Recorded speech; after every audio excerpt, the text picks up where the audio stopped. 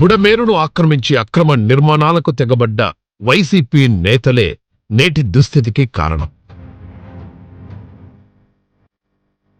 బుడమేరు మైలవరం కొండల్లో నుంచి విజయవాడ గుండా ఏలూరు కాల్వకు సమాంతరంగా 37 కిలోమీటర్ల మేర ప్రవహించి కొల్లేరులో కలుస్తుంది. అయితే బుడమేరు పరివాహక ప్రాంతంలో వైసీపీ నేతలు కబ్జాలకు పాల్పడ్డారు. ఇరిగేషన్, రెవెన్యూ అధికారులను నోరెత్తకుండా చేసి బుడమేరు కట్టను తవ్వి మట్టి తవ్వుకొని అమ్ముకున్నారు. అలాగే ఇసుకను తవ్వుకున్నారు. దీనివల్ల కట్ట బలహీనపడి దానికి ఒకటి కన్నా ఎక్కువ చోట్ల గన్లు పడ్డాయి.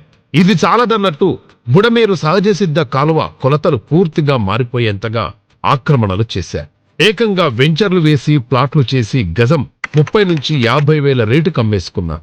వైసీపీ ఎమ్మెల్యేలు వెల్లంపల్లి, జోగి రమేష్ల నేతృత్వంలో వాళ్ల అనుచరులు ఎక్కువగా కబ్జాలకు పాల్పడ్డారు. అజిత్ సింగ్ నగర్, న్యూ రాజేశ్వరి నగర్, కండ్రిక, రాజీవ్ నగర్, రామకృష్ణపురం మొదలైన ప్రాంతాలలో చాలా మటుకు కబ్జాకు గురయ్యాయి. ఇప్పుడు ఆ ప్రాంతాలే వరదలో మునిగిపోయాయి. నీరు వచ్చినా బయటికి పోయే మార్గం లేక ఆ ప్రాంతాలు ఇంకా నీటిలోనే నానుతున్నాయి.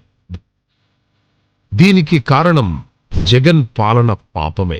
ఇప్పుడు 5 లక్షల మంది బాధితులను ఆదుకోవడం ఒక పనైతే, బుడమేరు కట్టను పటిష్టం చేయడంతో పాటు ఆగిపోయిన అండర్ డ్రైన్ మరియు బుడమేరు డైవర్షన్ ఛానల్ పనులను చేపట్టాల్సిన బాధ్యత చంద్రబాబు ప్రభుత్వంపై ఉంది.